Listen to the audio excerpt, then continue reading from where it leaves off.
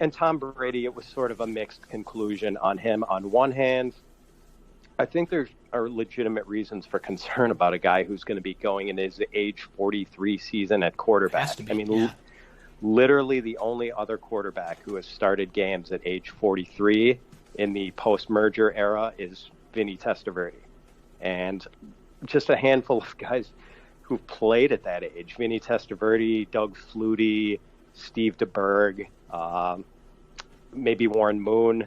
So it's a very short list, and those guys were like not putting up good numbers in their appearances. And like we already saw some kind of dangerous yards per attempt slippage with Brady, like the kind of drop off you start to say, uh-oh. And yes, we can make the excuse that he didn't have a great collection of pass catchers last year, and now all of a sudden he's got Evans, Godwin, all this talent around him. So I like the talent. I like that he's paired with Bruce Arians. And I like that, we're not talking about Vinny Testaverde. We're talking about Tom Brady. Like, he's reached heights that, Testaverde and Flutie and these other guys didn't. So kind of a mixed bag. I mean, I'm not being super aggressive on a 43-year-old quarterback.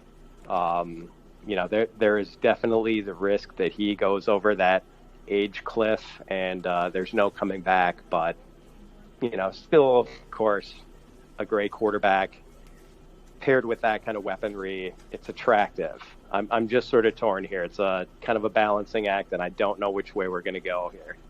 Yeah, I mean, my 2 cents, I'm a Patriots homer. I'm up in the Boston area, so I'm always going to be willing to bet on Brady no matter what happens. Obviously, my heart was ripped out when he left, but ultimately I can swallow that and still go back to the fantasy well. I think all the positives you highlighted, the weapons, Bruce Arians, I mean, we saw a late career Carson Palmer light it up for top 6 QBs. They've consistently ranked in the top 1 to 2 air yards per year under Arians, whatever offense he's been with, whether it was Pittsburgh, whether it was Arizona, whether it was the year in Indy with Andrew Luck. He always just airs it out, which, is that Brady's strength at this point?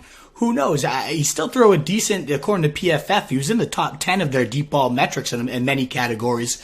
So if he can still get the rock to those guys, and I think Brady still has enough, I mean, it's going to be a beauty season. If Jameis Winston can do what he did, yeah, the guy's got a stronger arm and more willingness to let it just fly. So I don't know if we'll get the passing yardage leader, but less interceptions. I think definitely 4,500 yards is certainly attainable within this offense with those weapons. So if you cut down the interceptions and he still tosses 27 to 35 TDs in 4,500 yards, it's going to be well worth the value. So I'm all in on Brady again.